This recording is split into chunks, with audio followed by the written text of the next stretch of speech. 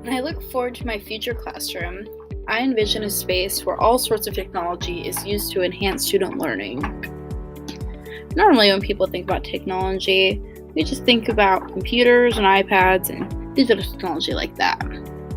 However, technology is actually any kind of tool that can be used and improved upon. So ideally, students would have access to all sorts of technology, not just laptops and iPads. They should have access to any kinds of technology that allow them to create, express themselves, communicate, and learn.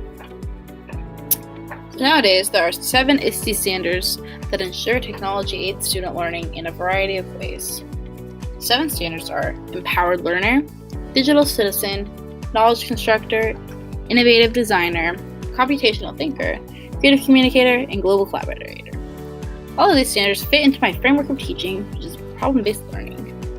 Because technology of all kinds can be used to help students discover solutions to their problems, whether it's through troubleshooting with technology itself, or through using technological tools to solve their own problems.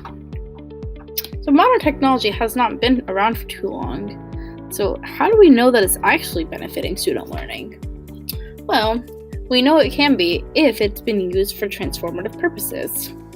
For example, tools like News-ELA are beneficial in that they allow for ELL students to read the same article in their home language as well as English. That way, they're getting the same content as other students, but in a more accessible way.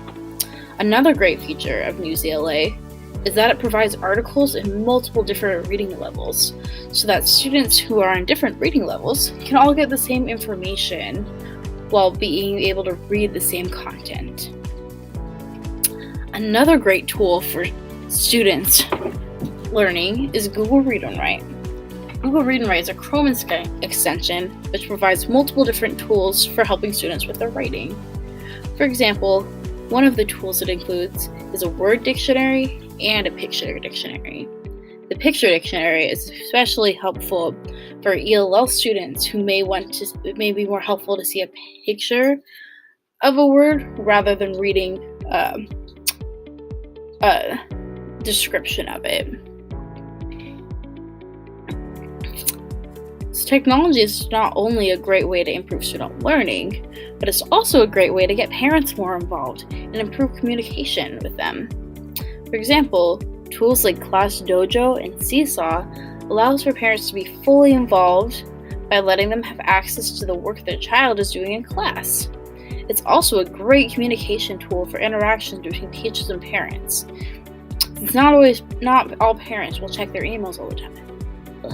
I know not all families have the same access to the technology we use. One challenge for certain families is that they may not have the technology needed to easily communicate with us. Some families may have to go to the library to use computers or borrow this technology from someone else. And even if some parents do have access to technology, one barrier between communication with them is that they may not actually know how to use it. One way to combat this is by having open communication with parents and making sure to explain how the technology works and how you can access it. Also, it helps tools that in themselves are very easy to use and can be accessible by many.